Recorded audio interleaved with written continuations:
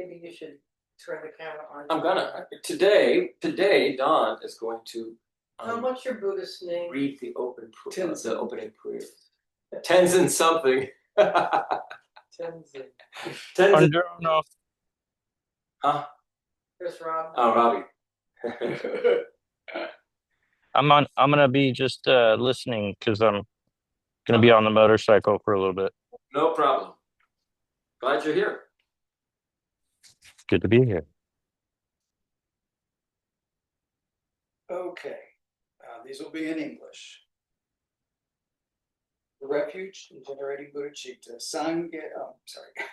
I take refuge until I am enlightened. The Buddhas, the Dharma, and the Sangha. Through the positive potential I create by listening to teachings and the other paramitas. May I attain Buddhahood for the sake of all sentient beings. I take refuge until I am enlightened in the Buddhas, the Dharma, and the Sangha. Through the positive potential I create by listening to teachings and the other paramitas. I take refuge. May I attain Buddhahood for the sake of all sentient beings.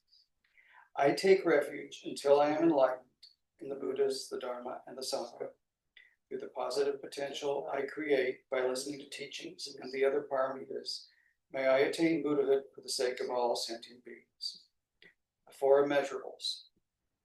May all sentient beings have happiness and the causes of happiness. May all sentient beings be free from suffering and the causes of suffering. May all sentient beings be inseparable from the happiness that is free from suffering. May all sentient beings abide in equanimity, free from attachment for friends and hatred for enemies. 7-limb prayer.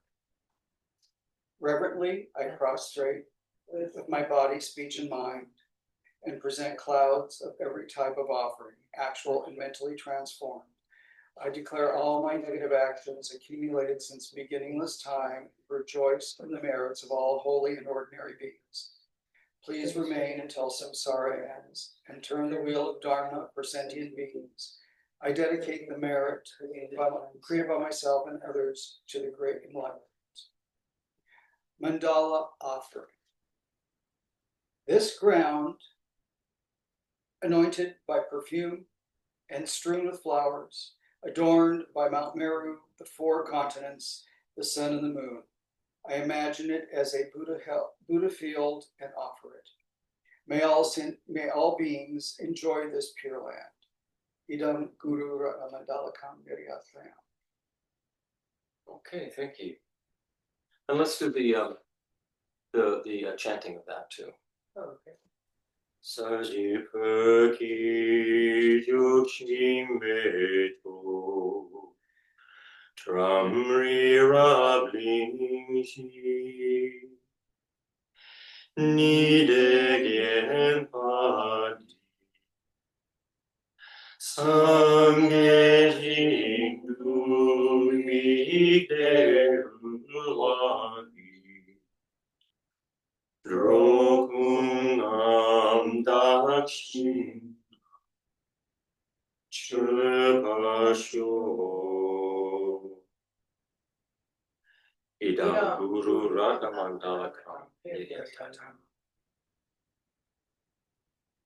Well, good morning, everybody.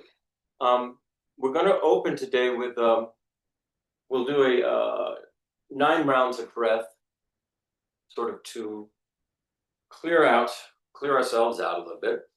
So just sit in a comfortable position. And the way they do this, the way Geshe Nyingma and His Holiness the Dalai Lama and Geshe Dragpa, they taught this. You start out by blocking your left nostril with your right finger. Or it doesn't have to, but this is the way I do it. With your finger. With your finger. And then you breathe in through your right nostril. So what you're doing is you're imagining that you're breathing in pure energy through your right nostril. Then when you let out the breath, you block your right nostril and you breathe out through your left nostril all your self-centeredness, all your ego self-grasping. So do that 3 times. Pure energy in the right, self-centeredness, ego self-grasping out the left.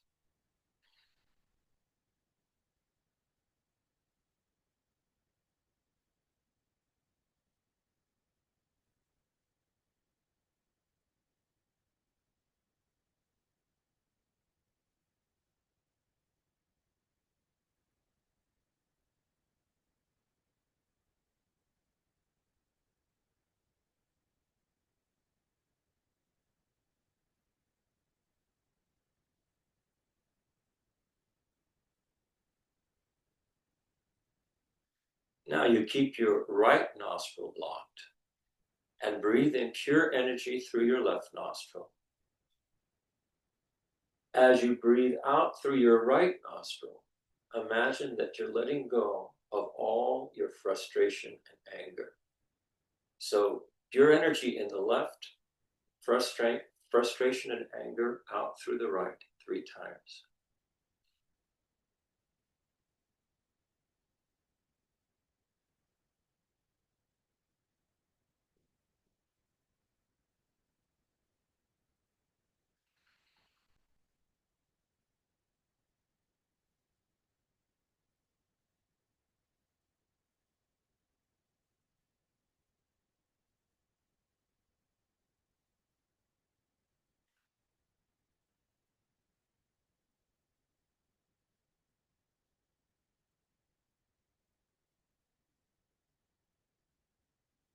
And the last round of 3 breaths, we breathe in through both nostrils, breathing in pure energy.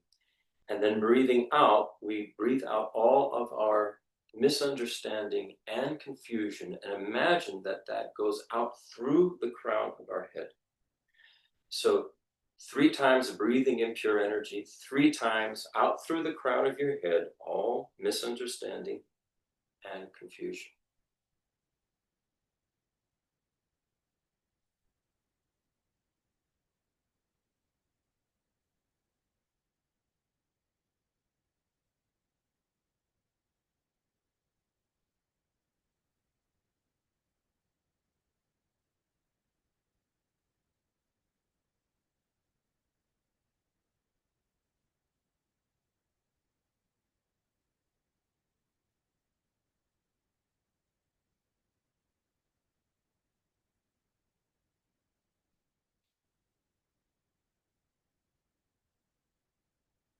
So now, take a few breaths and just feel your body settle.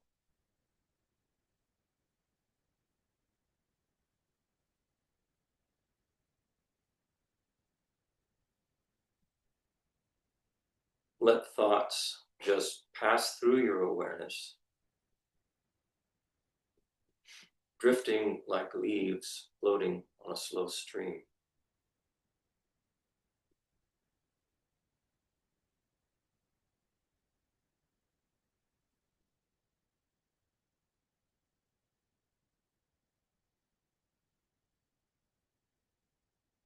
Now, quietly ask yourself, what if everything I see, feel, and think, though vividly here, does not exist in the solid, independent way it appears?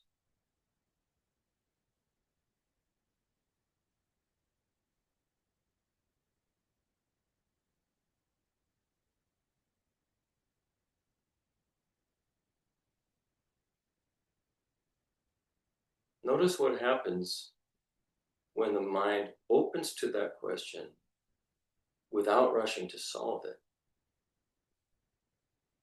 What if everything I see, feel, think does not exist in the solid, independent way it appears?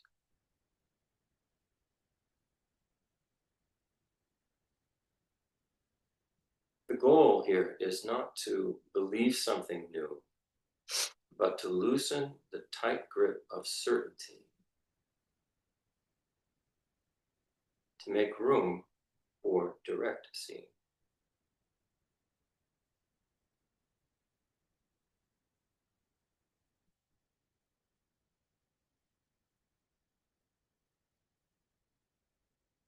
When we can get our minds to become still, the boundaries between observer and observed begin to blur.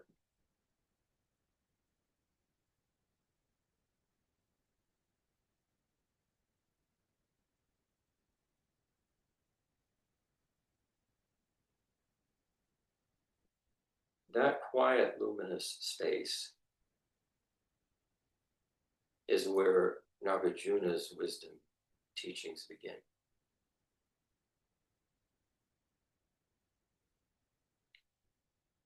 So this session is titled Seeing Beyond What Seems to Be. And basically that is seeing beyond appearances. The appearances that seem so solid, so real, so separate from one another. And what Nagarjuna is talking about today is how to see beyond all of that to what is actual true seeing. And Lama Yeshe in 1981 at Atisha Center in Bendigo, Australia. It has this incredible stupa there that he envisioned and he made the plans for and everything. It's still functioning today. We just saw it yesterday online. It is unbelievable. It's like one of the biggest stupas in the world. And but this teaching that he gave happened before that stupa was there, just on basically the bare bones of the place. He explained, in Tibetan, we have this saying of the Buddha, not seeing is the perfect seeing. For experienced Tibetan meditators, these words are super profound. They refer to the experience of Mahamudra, the experience of universal reality, non-duality. Not seeing, not perceiving dualistic phenomena is the perfect seeing, is the perfect experience. You see, when we experience Mahamudra, dualistic phenomena no longer operate. So not looking at the dualistic complex situation and instead having the experience of non-duality is the perfect view. All conventional phenomena are so relative, so changeable, so artificial, so momentary. Our concepts are so fast. Our superstitions or irrational beliefs are so fast. The relative world is so fast. Why? Because according to Buddhism, this is a time when irrational belief is exploding. And the superstitious mind is the resource of the revolutionary change of conventional reality. And we've seen that. We've seen the explosion of this over the past 40 years. Conventional reality is changing moment by moment, day by day, faster than we can keep up with. And he's saying the superstitious mind is the resource of the revolutionary change of conventional reality. In other words, delusions fuel Are fueling this. the Here, yeah. conventional appearing ordinary Right. world. And here's what the problem is. The problem is that our ego is holding every changing thing as if it is absolute, fixed. And we do that. We know we do that. This is where we get into trouble. We need to cut the concept of the ego and thereby discover non-duality, what non-duality means. And he says, we can do it, all right? Very positive. I love Lama Yeshe. So he continues. The not seeing of dualistic puzzles is the seeing of perfection, unity, totality. The more we realize this, the more integrated we become and the less we put ourselves in disordered situations. For this, we need tremendous renunciation. And really, the essence of renunciation is letting go of ego self-grasping. Usually, the way they put it is you renounce samsara, cyclic existence. But what is cyclic existence other than the result of ego self-grasping? So what we're renouncing is this clinging to the self, this self-centered view grasping at me and mine. We must become flexible, he says. We must learn to let go.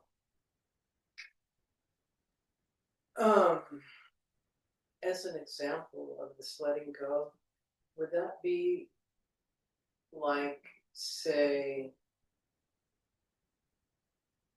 you're involved in a relationship? Let's say it's a romantic relationship, and it's not a healthy relationship, but you continue to try to make it right. You think that somehow you can manipulate things so that the relationship, specifically that the other party, will change in a way that then is how you want them or like them. So is it sort of like, what I'm thinking is, it's sort of like the feeling you have on the last day of work, when you're retired from a job or going on to a new job, and you feel this sense of freedom, like, I can let go of everything I always worried about in this position. It's, I can renounce my worry about it and move on, keep moving.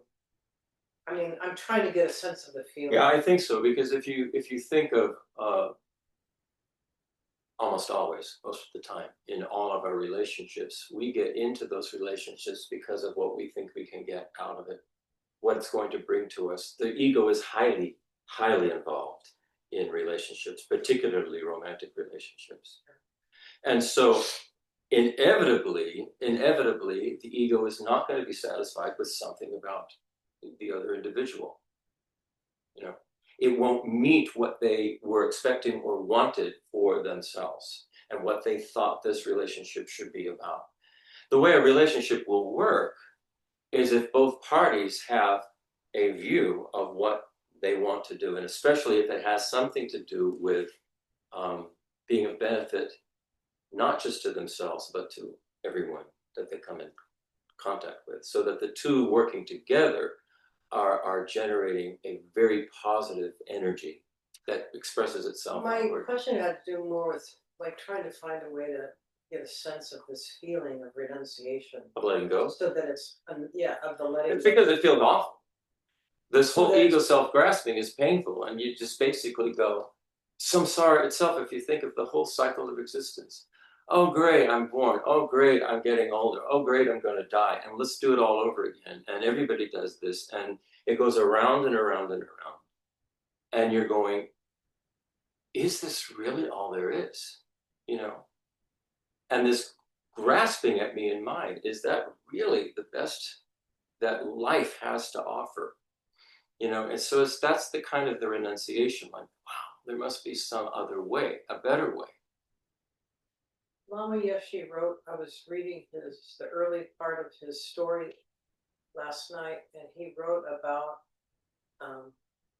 the war that was going on around him at Sera Monastery. And believe it or not, this involved ordained monks within a monastery system. And they were literally armed and shooting at each other. The monks shooting at one another? Yes. Oh. This had to do with the controversy around Oh. what's his name? Yeah. I can't think of his name right now, but the guy who found His the Holiness? appointee while they were waiting for His Holiness to come of age. Yeah. The regent. Regent. In any case, what Lama Yeshe wrote was that he could recognize that the dispute and that the monks that were participating, they obviously it was highly non-dharma motivated. It all had to do with ego and who was going to be in charge.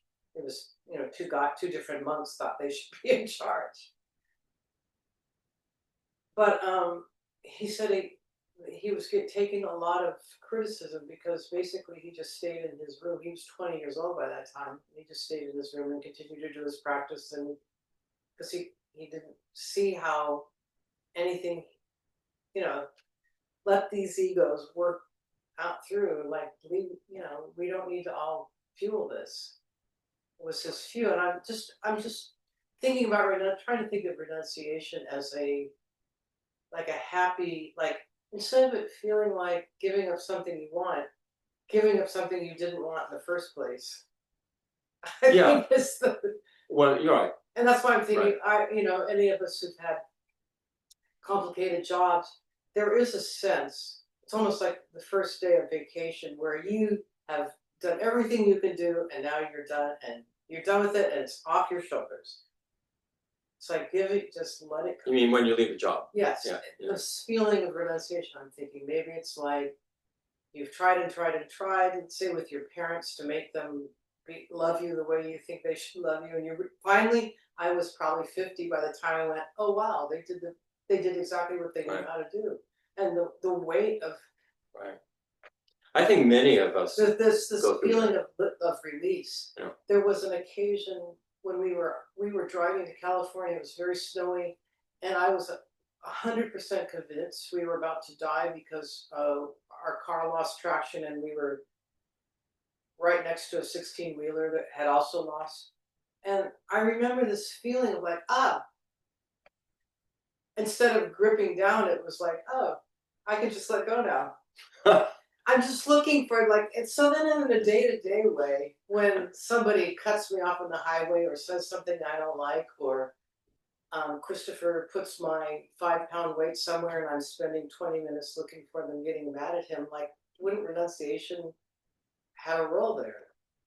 Yeah, and exactly what we're renouncing is like what I said, is this self-cherishing, ego, self-grasping at me, mine, what I want. Thank you. You know, that's what we're renouncing. I've heard it said that it's not so much what you've renounced, but what has given you up. In other words, the partying, the anger, the greed, whatever it is, You get tired of it. It gives you up. Like, well, you're not helping, so goodbye. You don't need this anymore, and it shouldn't have a feeling of angst. Like, oh, maybe I should have just one more time, or one more shot of tequila. one more run through Nordstrom's. I mean that. But renunciation. Yeah. You shouldn't have a like, oh. No, I think renunciation, you're ready. It gives you up. Right. I mean, just right. whatever it is. It's like goodbye. It no longer holds any exactly attraction. Yeah. But it's not even any angst about you giving something up. It's like it's not. I think renunciation maybe needs a new either definition or it needs another word. Yeah, because we have a bad connotation. Because it's like giving up something. So like, well, no, it gave you up. It's like putting on a hair shirt and whipping yourself. So you can't find this perfect relationship. Well, it gave you up. Anybody out there in Zoom land have a comment about renunciation?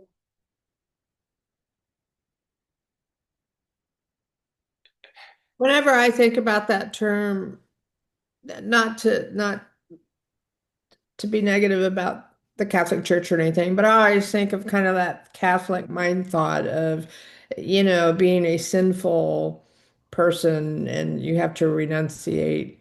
And I'm not Catholic, so that's just right.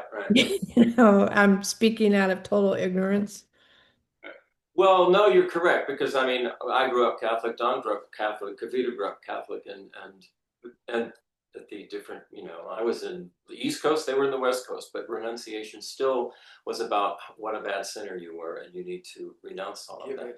In Buddhism, it's basically saying you're renouncing suffering, you're renouncing your own suffering.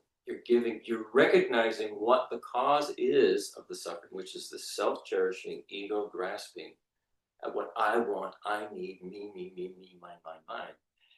Because it's actually what causes suffering. In our relationships, for sure, that causes suffering. And it comes back to this not seeing the proper way that things actually exist. We're seeing ourselves as existing, self-inherently existing me, mine, rather than as being this interconnected, interdependent, non-dual kind of relationship, you might say. And that's so Buddhism is giving something for us, something very positive for us to move towards. But we have to sort of squeeze our brain sometimes to understand what does non-duality mean? What are they talking about? So that's kind of what these verses are about. So let's go into the first of these verses for today. It's verses 93 through 100, and then we actually will finish the very first section. It will close the first section of Nagarjuna's Precious Garland. So this is verse 93. Earth, water, fire, and wind, long and short, subtle and coarse, as well as virtue and so forth, are said by the subduer to be ceased in the consciousness of reality. So here's a modern rendering of that.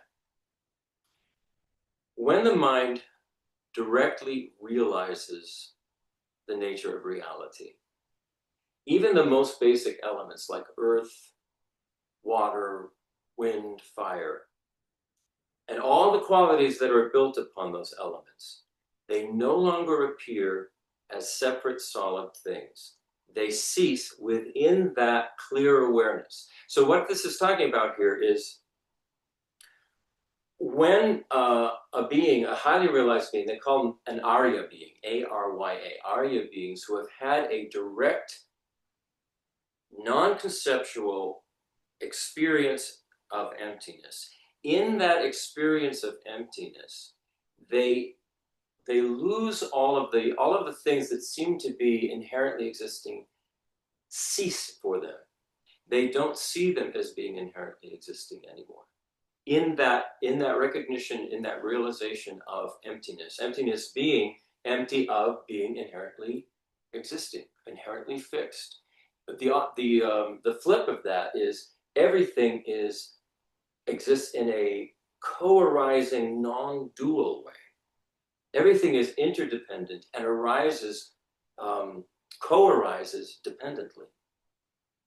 And that's very difficult for us to see, because even the way things appear to us, because of our mindset, everything appears as if it's separate and cut off from everything else. And that's not the case at all. That is really kind of a mirage, a mental mirage, illusion that we have. Things do not exist that way at all. We've talked a lot about this, and we'll probably have to continue talking about this until we're enlightened, because it is the biggest hurdle we have to get over, is this idea that everything exists objectively the way it appears to me. So this is something for us just to be aware of and thinking about, and continuing to do so. So he says, so Nagarjuna is saying, when an Arya being in that meditative equipoise, there is no appearance of inherent existence to them at all, whatsoever. It is it completely ceases. It's a non-dual awareness, meaning there's no subject here, there's no object there. No subject here, no object there. And it's like, they often use this analogy, it's like water being poured into water. You cannot differentiate between the two. You recognize that subject and object are arising together.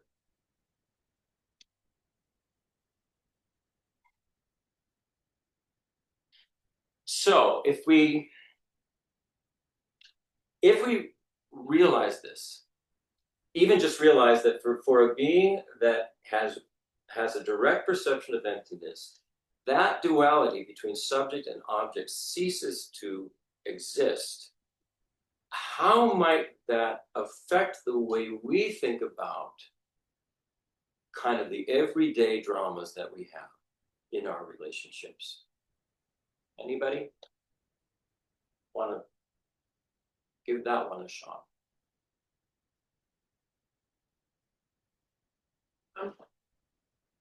I'll try and wait another minute. No, go ahead. You'll probably stir up some conversation. Well, okay. I have been giving a lot of thought recently about what we read in the teachings over and over and over and over and over again, that is so hard to take on board, which is that everything that appears to you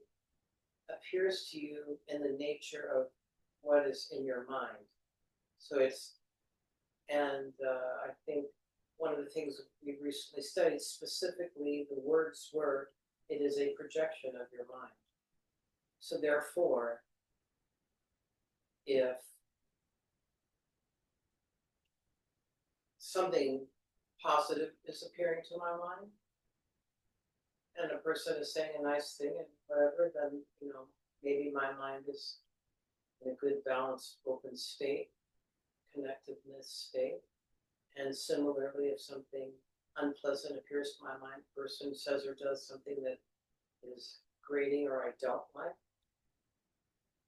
So in that kind of What I'm situation, saying is I'm seeing the way Lama Zopa put it is things appear to you in the aspect of the content of your consciousness. yeah, the aspect of your consciousness, yeah. So in that what you're talking about, so say you're in a conversation with somebody and they're disagreeing with you and you're disagreeing with them and the heads are butting. How can you use that idea, just the idea, that everything is an appearance of your consciousness? You're projecting it. How could that sort of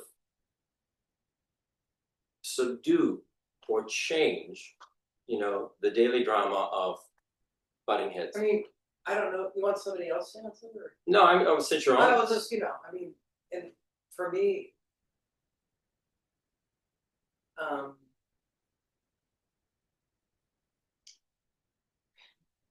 it would be a little bit like going, whoa, look what I've stirred up. Look what I've concocted here, stirred up. I mean, the response, if one was able to keep awareness and, you know, mindful about the moment as it's unfolding and bring to awareness the reality of how things are, you could see that it would undercut a negative reaction. In other words, it would be impossible. It would be a little bit, if one really, it would be impossible to react in a negative way because this is my, you know, subject and object are co-arising, you know. The Yeah. first bit of advice that Ravina always gives is keep your mouth shut and watch what's going on in your mind. So say somebody says something to you that triggers this awful reaction, right? Rather than shouting and blurring and saying you're wrong, I disagree, you know, you asshole, you keep your mouth shut and you go, let me look at my own mind here. Why am I reacting this way? Or even, you know? why is this appearing to me like this? Right.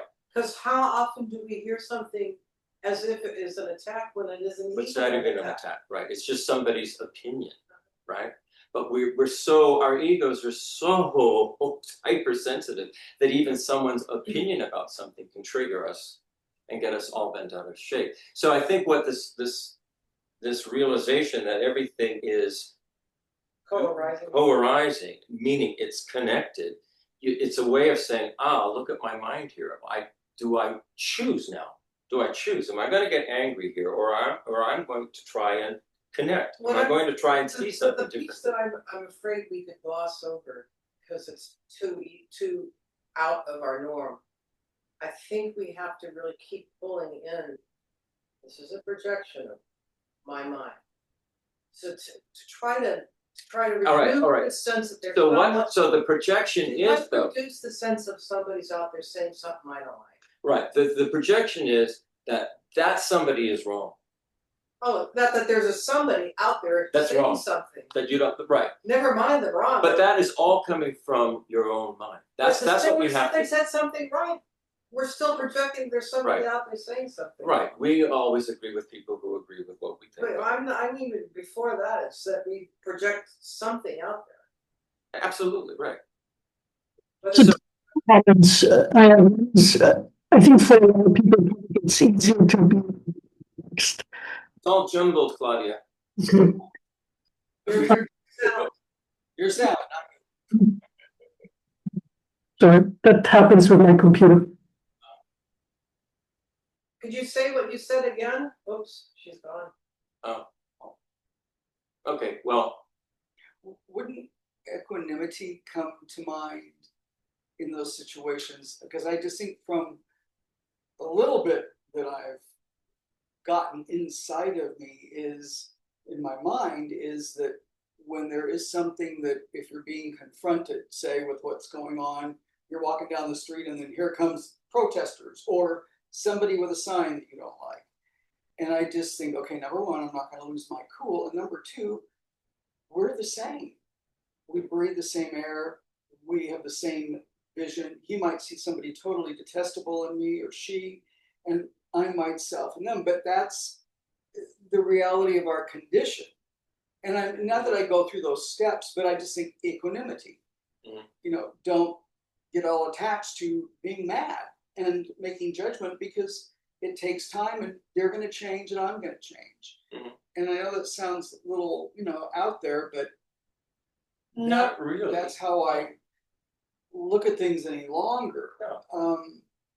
And then you go another step, is that if they engage you and you really want to hear what you feel, if you can actually voice how you're either feeling uncomfortable with what they're doing because it's not maybe healthy for what's going on, it's not contributing to a peaceful outcome, you have to kind of size that up. But at the same time, you don't want to lose your equanimity. That Right. No attachment for friends and no hatred for enemies. So, and those are just, I think, identifications, labels, and basically, like you say, we're pouring water into water. We are the same. It's I think we can all recognize that, we ourselves can get completely bent out of shape about certain things. And so, like what you're saying with equanimity, you understand, oh, well, then someone out there also is getting bent out of shape. Yeah. And so we due to might certain things. And that's my agree, view. but it's okay because. And so, and in a way, you can develop equanimity because you can understand, oh, I have this going on for myself in my own way, just as they have. Exactly. Is there some place where we can just connect and not be, And it's difficult for couples that get a divorce and they got 5 kids, and they hate each other because of what attorneys can do, and they, get talking for their client rather than letting them mediate, get together and hash things out. And so it just makes things. Claudia, did you want to say what you Yeah, can you hear me now? Yeah. Yeah, it's my microphone. The first time it always doesn't work. So one comment was, I think for a lot of people, probably with age, it gets a little bit better not to get too riled up because we've had many more experiences where we realized we were actually wrong. And so I think for young people, when they get into relationships, that's usually harder because they haven't learned how to compromise. Exactly. Whereas with age, you should be able to just be a little bit less aggressive about your own opinions. And then the other one is more, if you have somebody else who reacts in this aggressive way and sort of insists on that they're right, I mean, you can be all cool about that and not get riled up, but there's no way to sort of really get the other person to get off of that trip where they just get angry at you. At least I've not really found a way to cool people down all that well. We don't have to get angry back. We can understand. It's like you said, with age, even I think with age, from our own experience, we can see these things. Different people have different conditioning. They get riled up about different things, and you learn to just, not let it get to you in the same way that you would before. And I think that's a great advice, really. That I wasn't like this at 20 or 30. Oh, God. I wouldn't be saying this. Yeah, you were saying 2 years ago. Yeah, exactly. Yeah, just 2 years ago you should have. I grew up in a very dramatic household, full of screaming and drama and kicking and whatever. So I've got a good dose of it. Well, I think sort of what we're saying is ultimately the awareness of how things do exist is what makes it possible to have reliable equanimity. Yeah, right. Ultimately, you're already talking from the point of view of somebody who's got an understanding. You know, it's somewhere in your that you can leap to that behavior. But it took a long time. So let's go on to the next verses, which are verses 94 and 95. Here's 94. Earth, water, fire, and wind do not stand before that indemonstrable consciousness, complete Lord over the limitless. So here's the, and here's 95. Here, long and short, subtle and coarse, virtue and non-virtue, name and form, all have ceased in this awareness. So what this is saying is that when a being is in this state, has this realization of emptiness, and is in this state of meditative equipoise, it's realizing emptiness, that wisdom cannot be shown or measured. It cannot be demonstrated to somebody else. You can't just say, this is what it is. It's an experience, and it cannot be put into concepts that will directly give somebody a realization. So it is what they use the word indemonstrable. It cannot be shown. You have to experience it for yourself. You have to experience this non-duality for yourself, emptiness. And in its presence, when you're having this experience, even these great categories of experience like form or morality or opposites or names, they all cease to have any kind of foothold. So good and bad no longer exists in the same way. You know, you see kind of everything is what they're saying. You see the interconnection of everything, the non-duality of everything, and that has to be experienced. It can't be.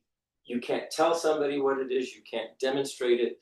You can sort of lead people, which is what Buddhism is doing. It's leading us ever so gradually to have this experience for ourselves, which comes through deep meditation.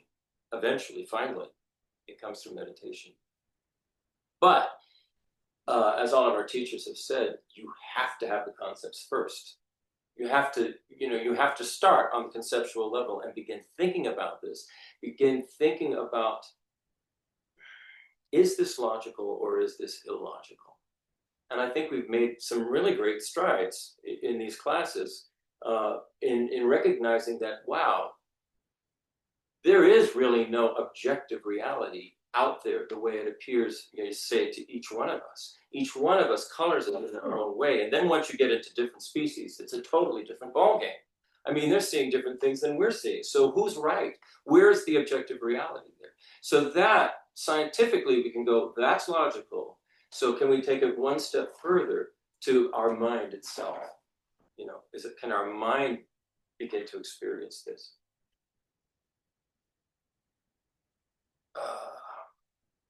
So Nagarjuna says you can't point out emptiness, what emptiness is, what an experience of emptiness is, the way you can point at an apple. You can't do it. It won't work. I'm gonna have to sign off here. What's going on? My charger has finally stopped working. Oh dear. And I need to save enough battery so that I can. No, I'll be fine. I mean, but if I go away, that's why. Oh, I'm about to go away. So this I'm using refers. a 15-year-old Mac, and God, you'd think that they would have been able to figure out look how frayed that is. Lord, that doesn't do this for $2,000. That is an objective reality. They want you to spend more on new chords and new stuff. Yeah, and there you I can't go. believe I get laughed at. It all goes back to ego grasping. I want my money. Built-in obsolescence, right? So that's a kind of not seeing. You know, you're not seeing the in that meditative equipoise. You're not seeing the dualistic appearance, and they're saying that's the not seeing, that's the best seeing. What Lama Yeshe was talking about. The not seeing is the best seeing, because you're actually seeing reality the way it is. So you're not seeing, basically, you're not seeing inherent existence and inherent fixed existence. It's all, I mean, when we get down to concepts like good and bad, that is all relative. It's all relative to what causes somebody suffering, somebody else thinks is great. So you have to have a much more expansive and open mind about these things, which is very difficult in our society with the laws and the rules and the everything needs to be in a box, you know. And we know we're not that way. Everybody's different. So that's just something to think about. In this, the commentary says, inferential understanding, thinking through reasoning, still divides subject and object, but direct realization doesn't. When you have a direct realization in meditation, it doesn't. And that's why the Arya's meditative equipoise is said to be sovereign. It perceives things exactly as they are.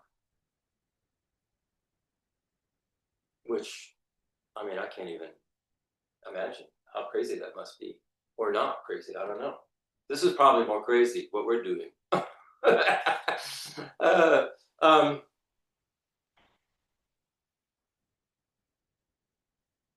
So how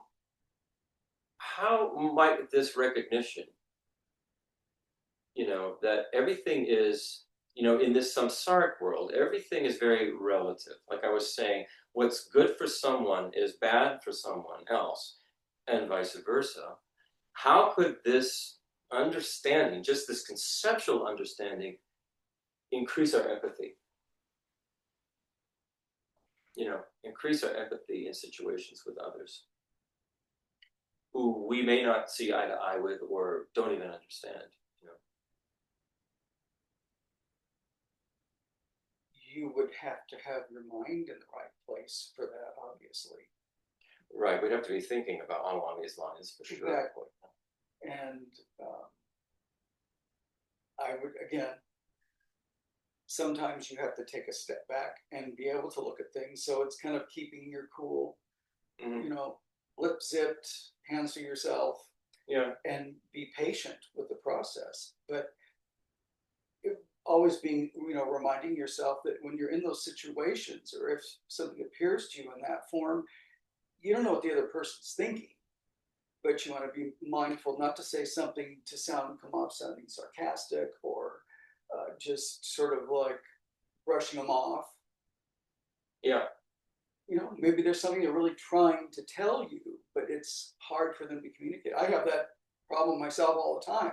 I feel like I'm trying to find words, searching for them, you know, and misunderstandings happen.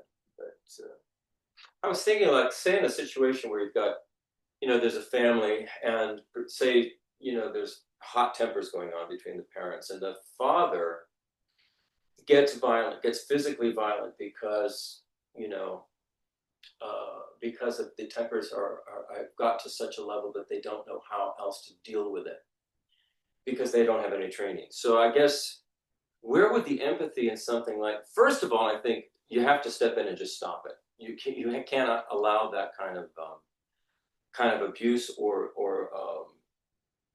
harm to continue. It has to stop.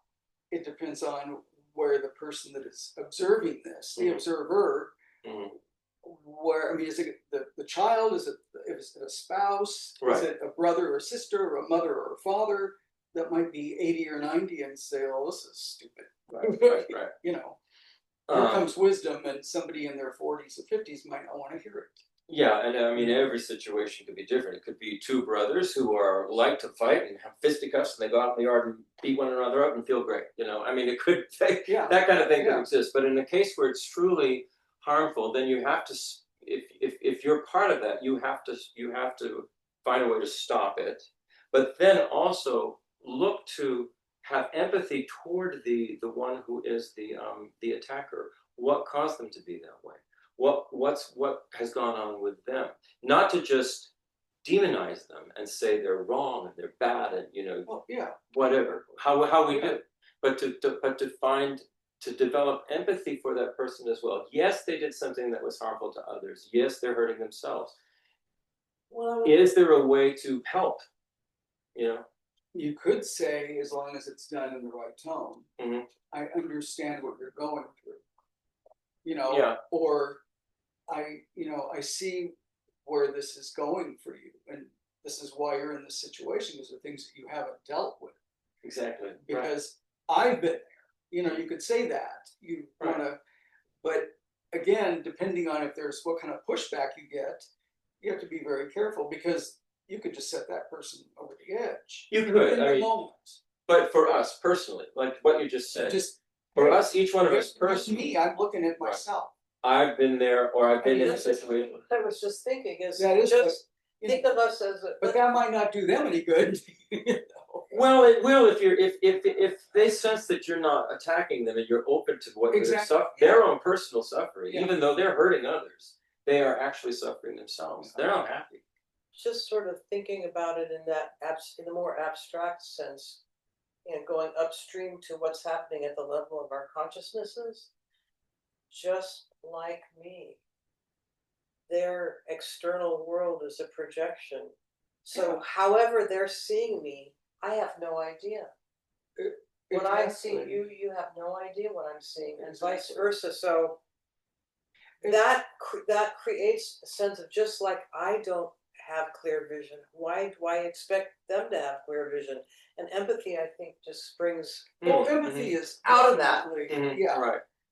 But I also think too, we also need to remind ourselves that this person is like me, because I maybe don't have bipolar disorder. I don't have, but I've seen people totally rational flip out Mhm. just in the moment, because of working in healthcare and seeing family members get very angry over something that they don't even understand. And you really have to kind of tiptoe around. You don't touch. You learn that right away. Was the question about non-duality? Well, it was about how could that increase our empathy? Okay, so Oh how does non-duality? So this is the merging of subject and Or object. the emptiness, emptiness, Emptiness. an understanding of emptiness. How does that increase our empathy? Or how could that increase our empathy?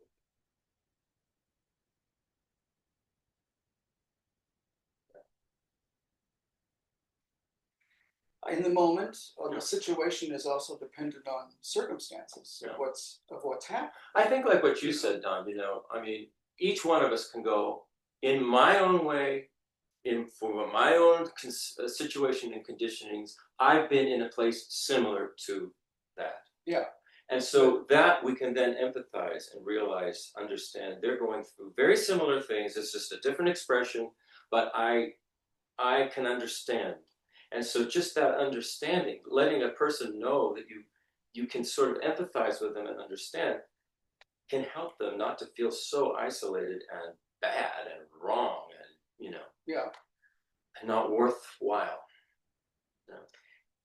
The thing that's coming to mind is that it's almost safer to not have words come out of your mouth, have the feeling, Mhm. and let that be enough, because Again, You can't sometimes know. you don't know you can't know. how far Right. that person is going to Well, take. you don't know their language, you don't know their Exactly. vocabulary, how they use And it. it doesn't mean they're not rational people. Right, no, I'm just saying, In that this is moment. the whole thing Yeah. we're discussing, is we're all looking at the world through our own paradigm. Exactly. Yeah. Why should we expect yours and mine match? Exactly. How silly of us.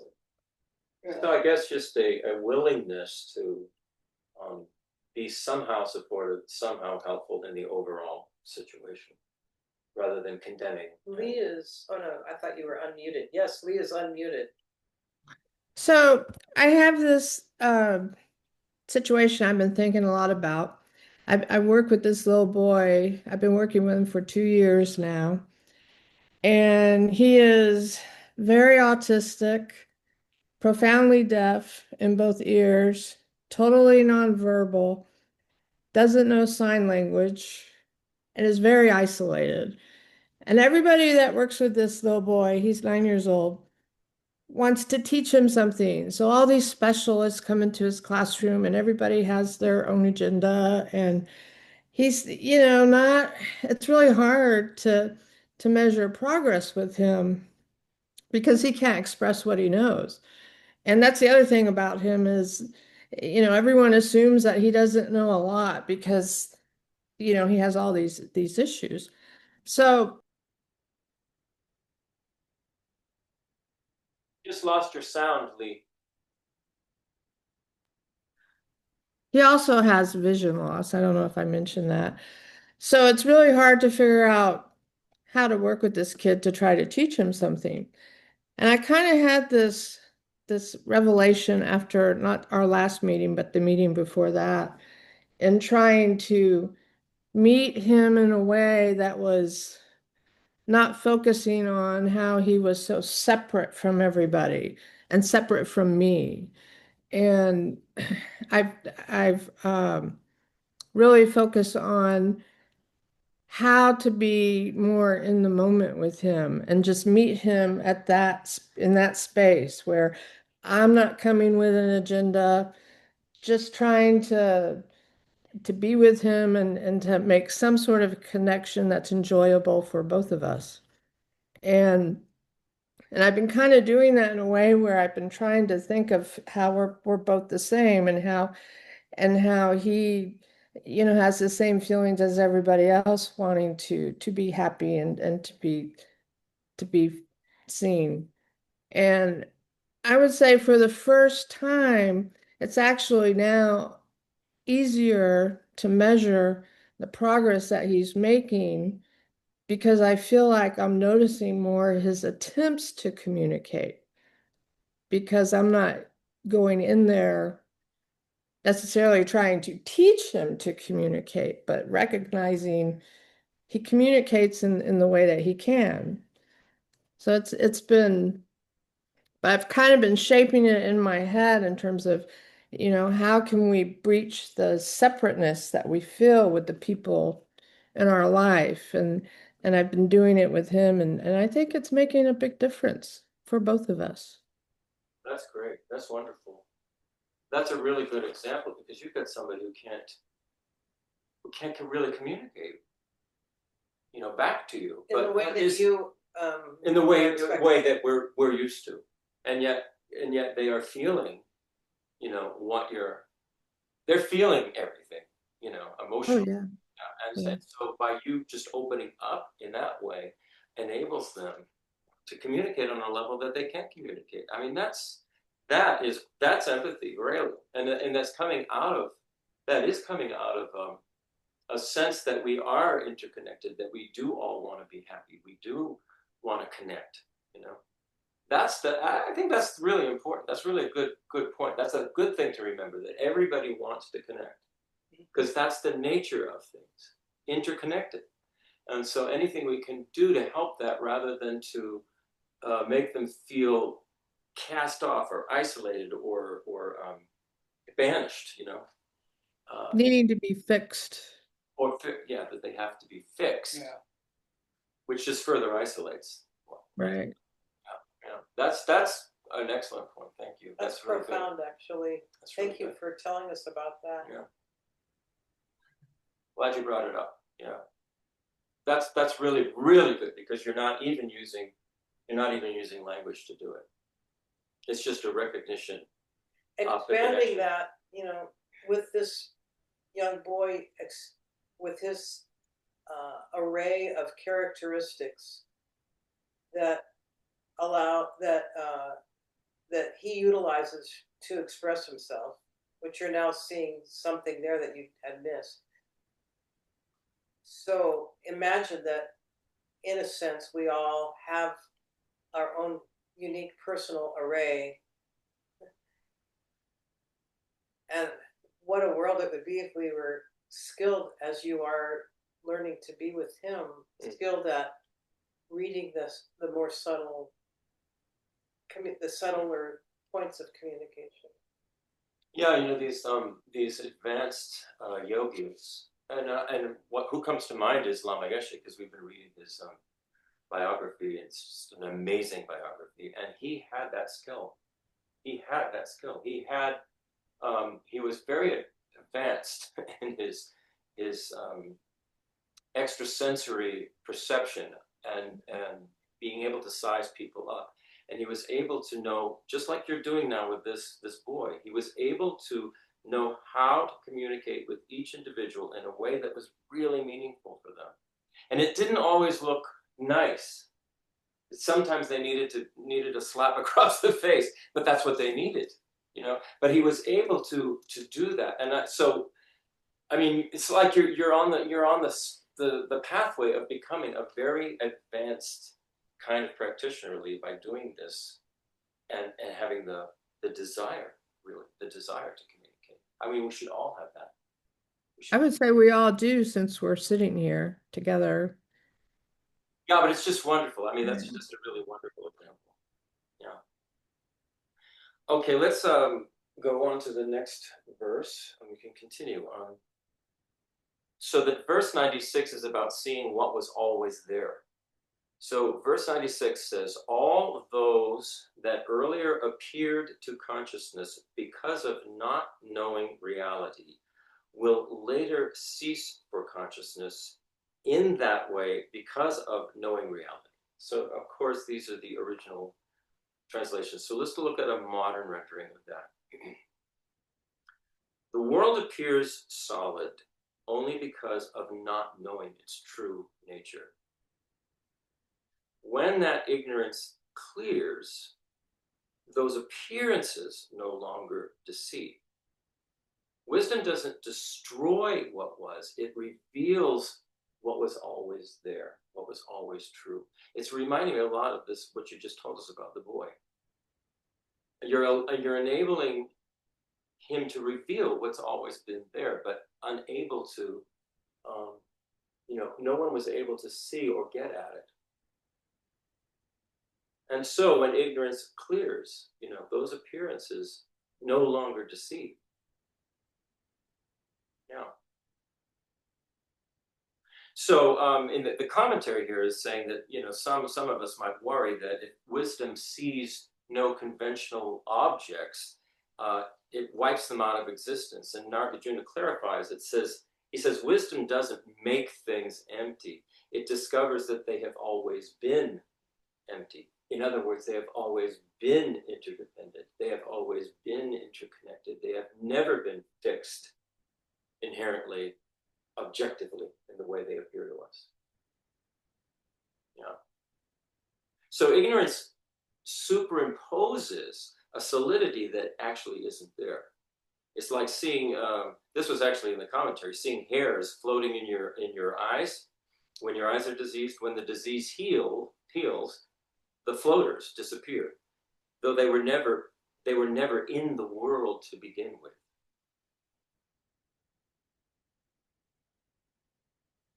So likewise, emptiness is not some kind of newly created state. It is the primordial condition of all phenomena. The wisdom that realizes emptiness simply uncovers what has already been the case all along.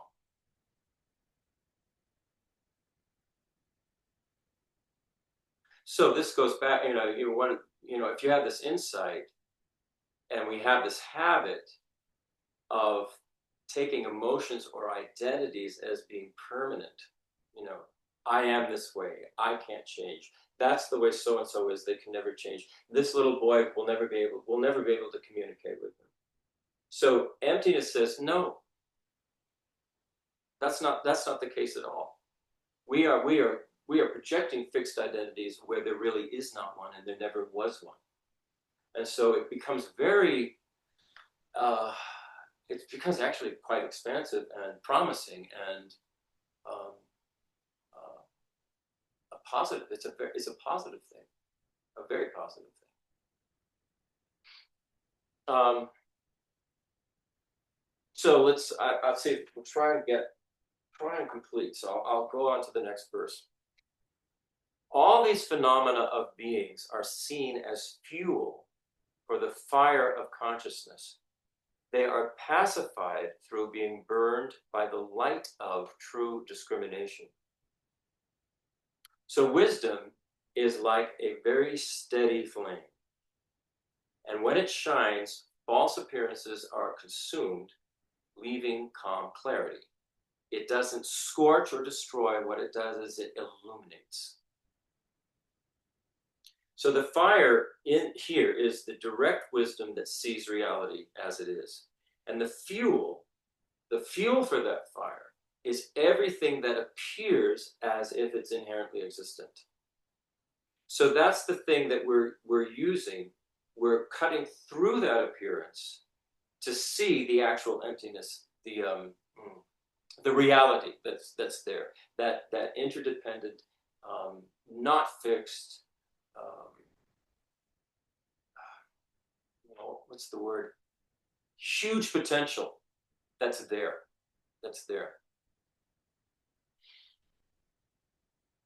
This burning isn't destruction, but it's pacification. Just as sunlight dissolves darkness without aggression, wisdom dissolves confusion without violence. When Aryas emerge from their meditative equipoise, the conventional world reappears, the world that you and I are all having our own particular view of, that reappears, but they see it differently. It's vivid, yet it's transparent to them. They understand what it is. They understand what's going on. And wouldn't that just be wonderful? I think that, Lama Zopa Rinpoche, in one of the forwards to a book by Lama Yeshe, he said Lama Yeshe had a direct realization of emptiness. He said he did. He had that realization. And when you read his biography, you are pretty convinced of it.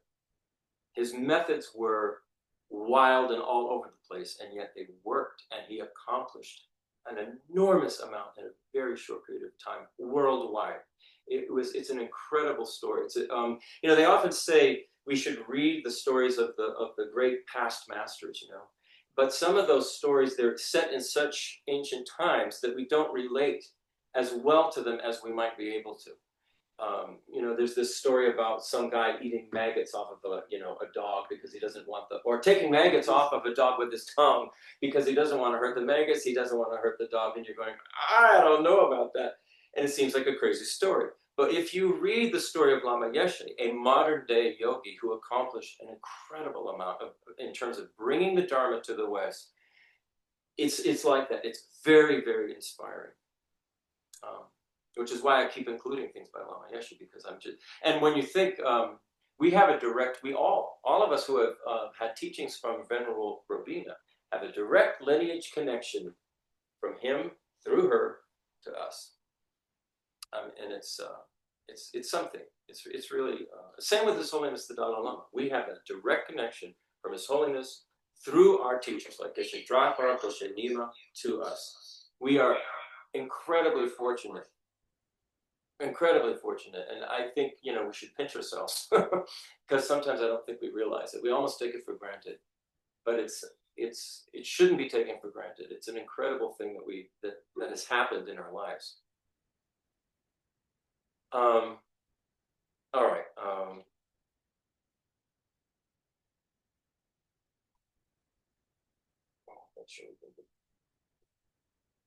All right. The next verse. All of these phenomena of beings are seen as fuel for the fire of consciousness.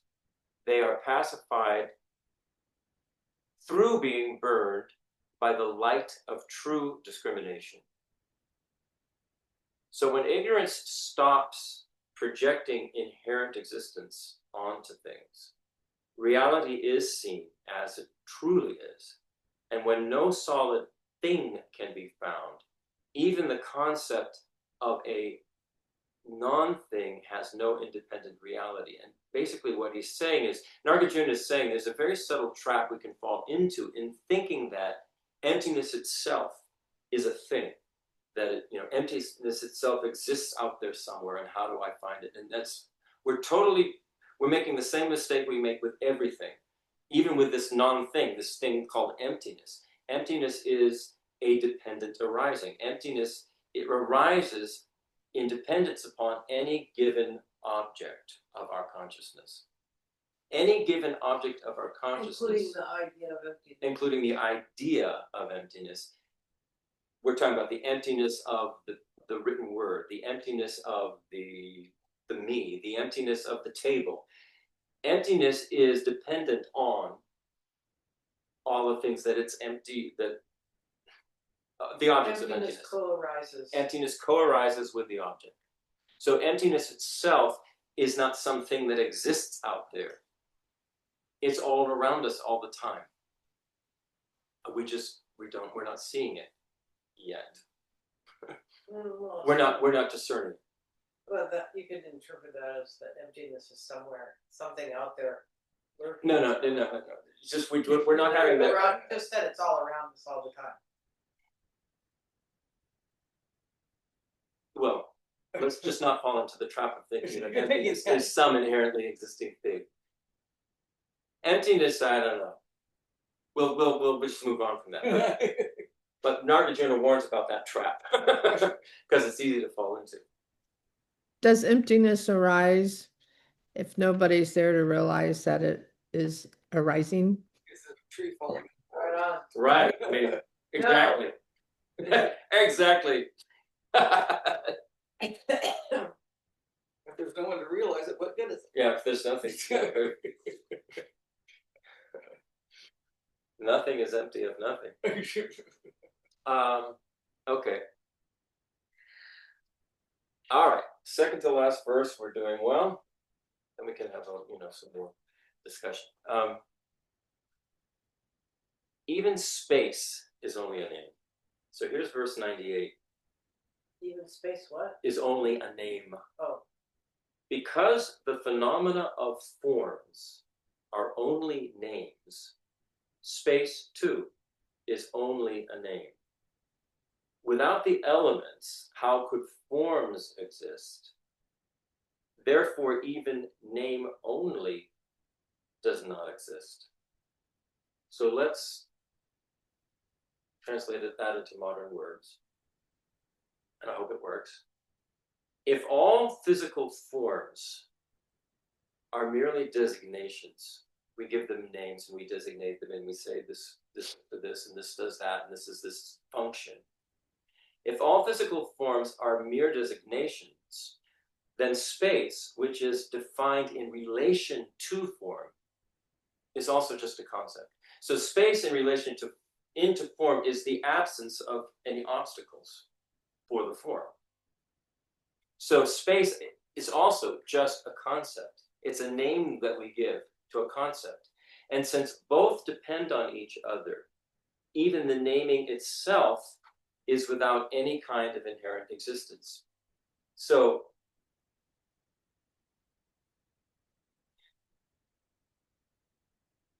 this cup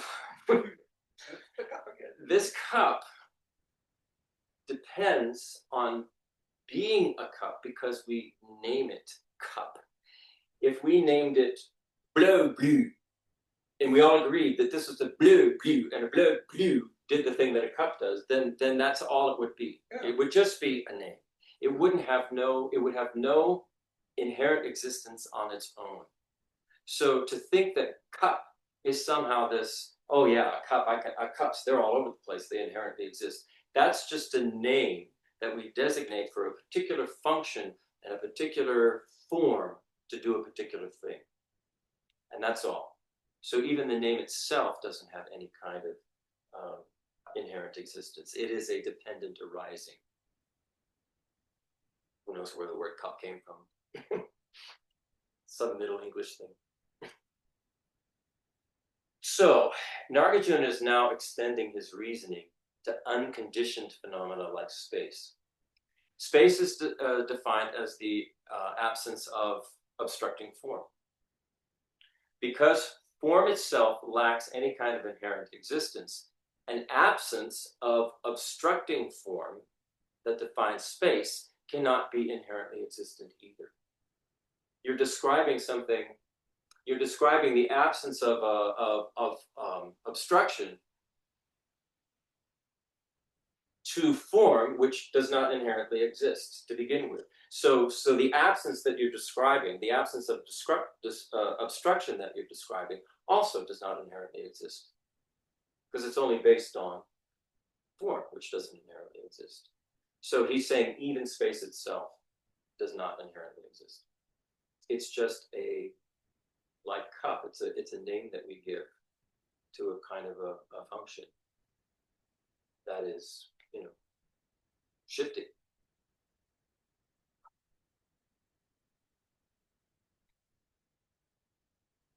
Everything exists by mutual dependence. Form depends on the elements, earth, wind, fire, water. Space depends on form. There's nothing to give space for if there's nothing to take up the space. Names depend on both of those things. Once the basis of naming is empty, even the naming process cannot claim solid reality. So being mere names doesn't mean being just words. It means existing by conceptual designation. Which Yeah. is a mind thing. Yes, it's definitely a mind thing. So We are conceptually designating things. going back, and this is gonna, I don't want this to, I hope this doesn't sound weird, with the person that might, by our appearance, be difficult Mhm. to deal with, and really reaching inside to find how the concept of emptiness will help Mhm. with this person. If it's in my mind, okay, so we're dealing with these forms that are in our mind. And we're naming them and Yeah. saying what they mean for us. Yeah. So in that sense of, it just struck me, sometimes wouldn't it be better to just, in your mind, have good thoughts, say prayers, and back away? That would be the only, in a lot of cases, especially someone that you see in the grocery store that's having a bad day and Right. is going to beat somebody up. And of course, you don't want to get beat up, but you don't want him to kill someone either. But sometimes, just backing out of the room. Right. I mean, you just instead, sometimes that is the and so correct those thing are to do. appearances. It's kind of, not that I'm saying, oh, it's all empty, so I can just go. But the thing is, if you see, even if it's in the grocery store and something's going awry and somebody may get hurt, if it gets to that, if it escalates to that, then I don't think that there is anything wrong in trying to help and calm that down. Not to just back off and go, I'm not involved. Calming it down can mean actually maybe clunking him on the head. Sometimes, yes. Because it's, I mean, I've things that are, I remember once I was in when we were in. This is a dumb example, but we were in Dharamsala, and Geshe Drapa was sort of taking us on a little tour around Dharamsala, and he took us down to this place where it was a school for Tibetan children, and I was wearing a very bright red sweater. And when we got there into the courtyard area, I think that it was wool. Wool. Had a role to play. It was a bright red wool sweater. And so when we got there in the courtyard, there was this goat. And that goat came at me like, a bull at a, like you had a red thing for the bullet. He came at my sweater, and that goat wouldn't leave me alone, began to try and mount me and all of this kind of stuff. And all the kids are just laughing hysterically. And finally, Geshe Drapa said, this is, you could see, he says, this is not good. So he got a stick or something, and he went and he boom, boom, boom, boom, chased the goat away. So he actually, did something to make that goat go away. He didn't just say, oh, well, just let it be. Yeah. Because he could see that this could get into a situation that could be actually harmful. I mean, you could give birth to a goat, human hybrid. You let it go all the way. I don't think That I goat could. has its way with you. I don't think I could. And imagine what that would be. And that would be a whole different conversation. Oh boy, that's in some other universe. I wonder what that goat's doing now. But oh my God, the kids, they were laughing so much. With emptiness again? Well, what John brought up is You have to just immobilize back off. someone in order to, if you get involved and you see something and you want to be, Get a stick. yeah, you just Sometimes, if you know, Back away or get a stick. you have to use your best judgment. well, that's the Yeah. whole thing. Yeah. And Well, again, I mean, I think what you were sort of pointing to was just If like it's- they are appearance to your mind, exactly. you're an appearance to their mind. yeah, Welcome it, to- it, Bottom line Yeah. is we always want to be of help, of benefit. So if getting involved and getting somebody out of the way actually is of help or benefit, then yes, do it.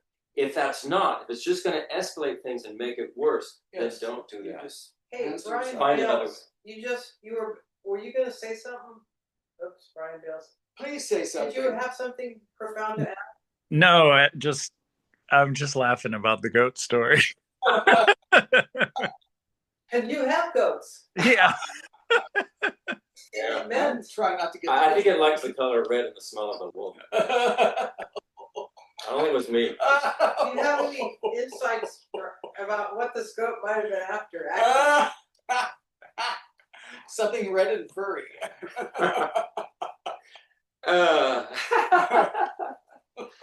Okay.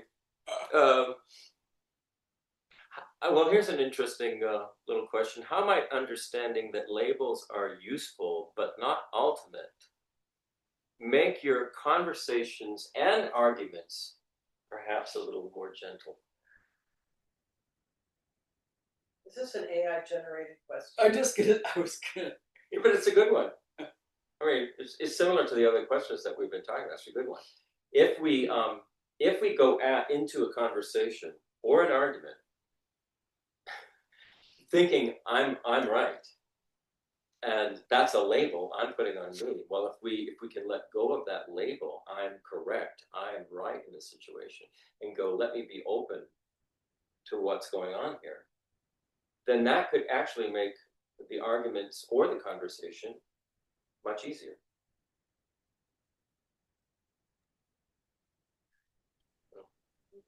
It's a good point. Yeah, it's a very good point. I think it also speaks to when you see I don't know if I can find the right words, when you see the relativity or the fluidity of words and situations, because you're not so fixated on their concreteness, their rightness, which or both, then conversations become they become almost this creative endeavor, because the words and the labeling are because they function, right? They still function, but they're not fixed, and so you can enter a conversation. Let's say it's a problematic one or an argument, rather than coming from a stance where you're dug in, it becomes this opportunity to explore and mutually recreate an experience, if that makes any sense. It does. That's really perfect. That is the best. I think. I don't. Well, you're approaching it. A conversation is in.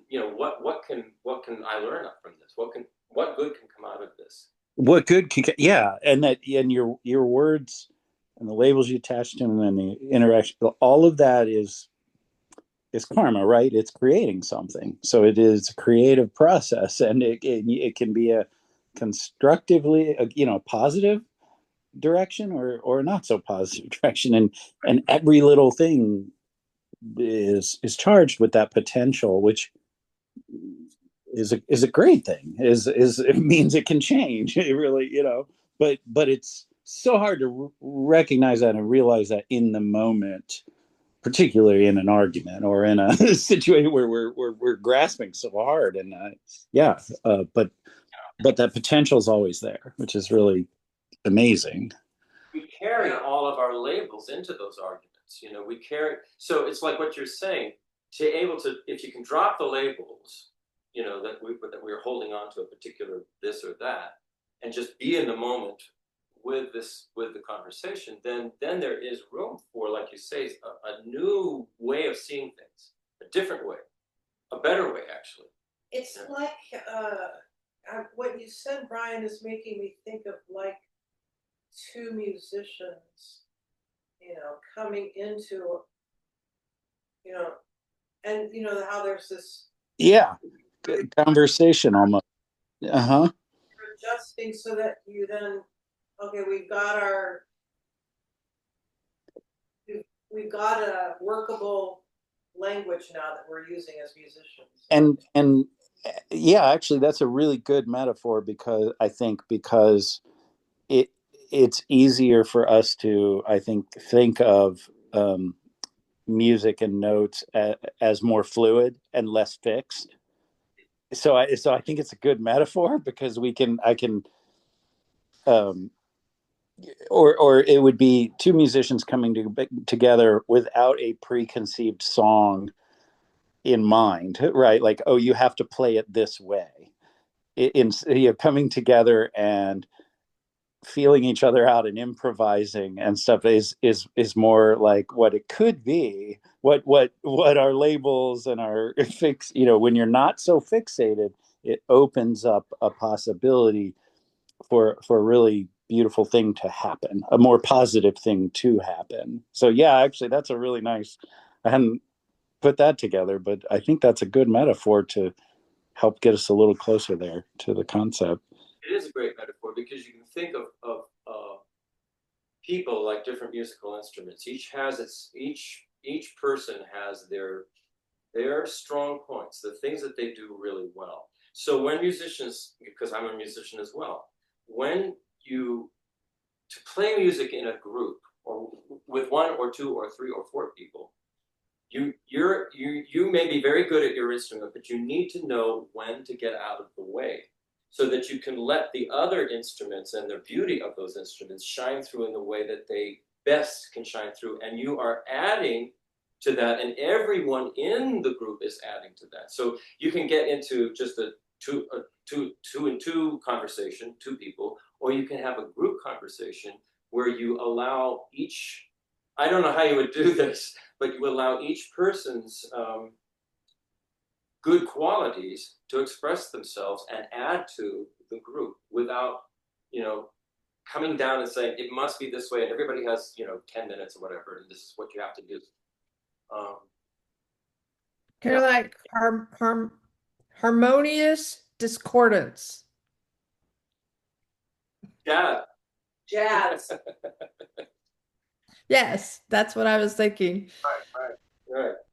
I think any of us who have played jazz remember the great advice: if you play a wrong note, just keep playing it and it'll sound right. By the second time, people already think it's right, so you only have to play it twice. And a year later, they think you're a genius.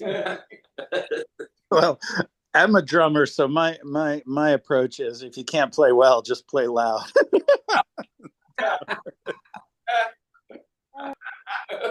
And there are a lot of conversations like that too. Yeah, that one doesn't translate quite as well. Better than we think. I think. Let's ask the neighbor. Well, that's how my mother had conversations. No. The louder it was, the better. Yeah. But she was funny too, so it was entertaining. All right, here's the last verse. Feelings, discriminations, mental conditioning, and consciousness. Anybody recognize those? Those are four of the aggregates. Those are all the mental aggregates. Feelings, discriminations, mental conditioning, and consciousnesses are to be considered like the elements and like the self. In other words, they're to also be considered empty of inherent existence. Thereby, the six constituents are selfless. So the six constituents, if you remember, I think we talked about it last week. They're earth, water, fire, air, earth, water, fire, air. Then they add space and consciousness, and so that makes 6. So consciousness is where the mental aggregates are residing. You know, the sense consciousnesses and all that stuff. That's the.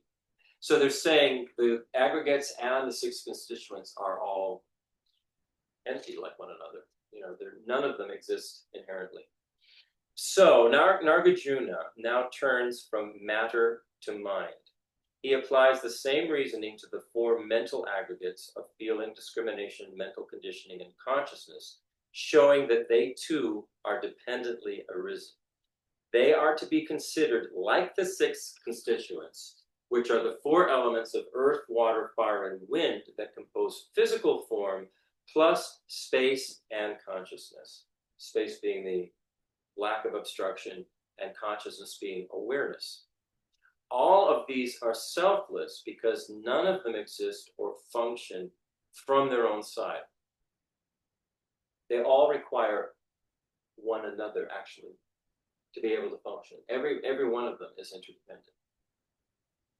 Under ultimate analysis, we find only interdependence, not an isolated entity that we can call me. You know, when we're talking about the 5 aggregates and the form of the physical body, which is made up of these elements, all we can actually find is interdependence. There is no me. You know, me is simply a label that we're putting on all of it, but we won't find that me, is what Nagarjuna is saying. The me is simply the label. It's like saying, you know, a particular tone is B flat. Well, there really isn't a B flat, and there really isn't a inherently existing tone. You know, everything is dependently rising.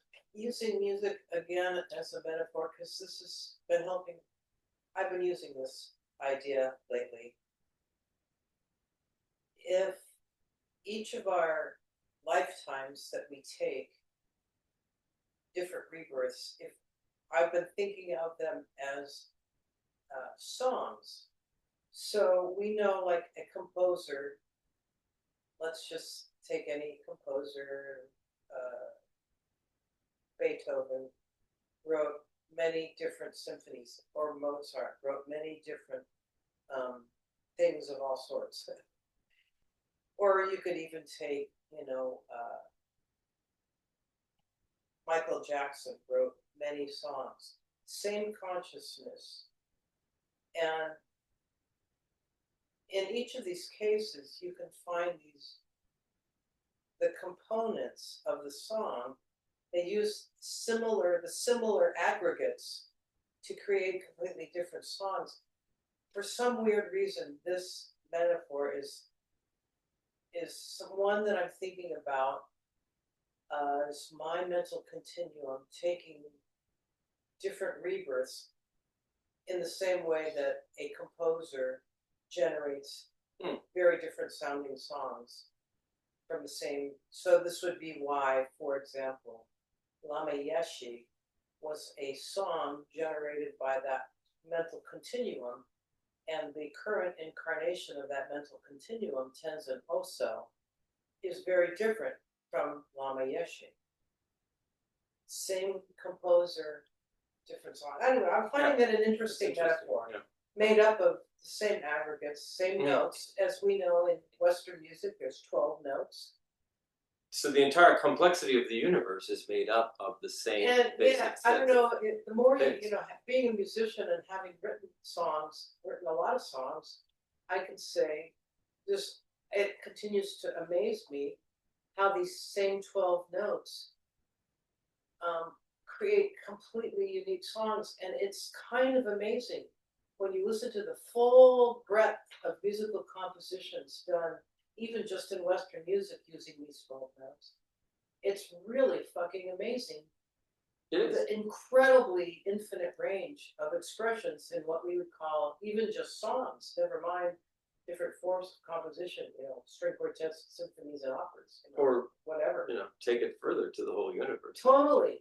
Anyway, I'm just finding that an interesting So metaphor. we're going to need to wrap it up. If you're into because music at all, you might enjoy that metaphor as well. We're a little over, but there is a nice little meditation at the end, and you can do that on your own. It's a nice one. But I just want to leave with this thought. So what we have, discussed is that nothing is actually truly separate. Nothing.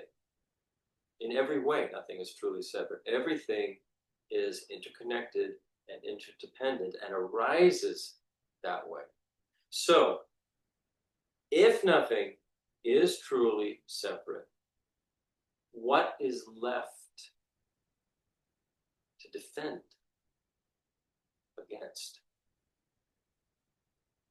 And what is left to withhold love from? This is where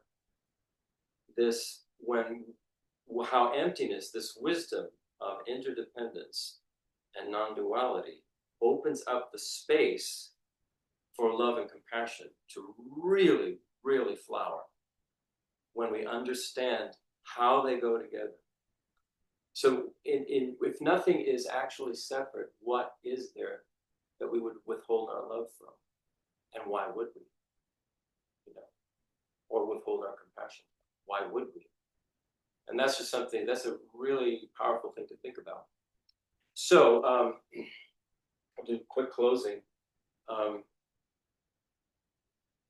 May any positive qualities that we may have aroused in ourselves during this time together, may those continue, may they continue to grow, and may we eventually take it all the way to a state of enlightenment for the benefit of all beings with whom we share our life, our consciousness,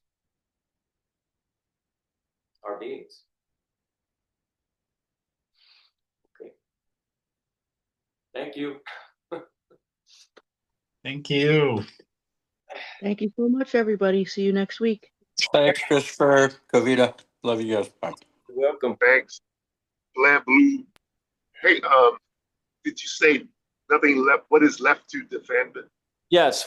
Is there, what would you defend against? If everything is, interdependent and interconnected, what is left to defend? And what is left to withhold your love from, Right. So that's a good. Okay, Glad Blue, everyone. Okay, Arthur. Hey, was that create AI zooming through the sky behind you earlier? Oh, that was the SpaceX rocket launch that I viewed when I was going across Arizona at twilight. You can see the corona from the rocket. That's cool. Yeah. Wow. Yeah. To the universe. Right. Okay. See y'all next time.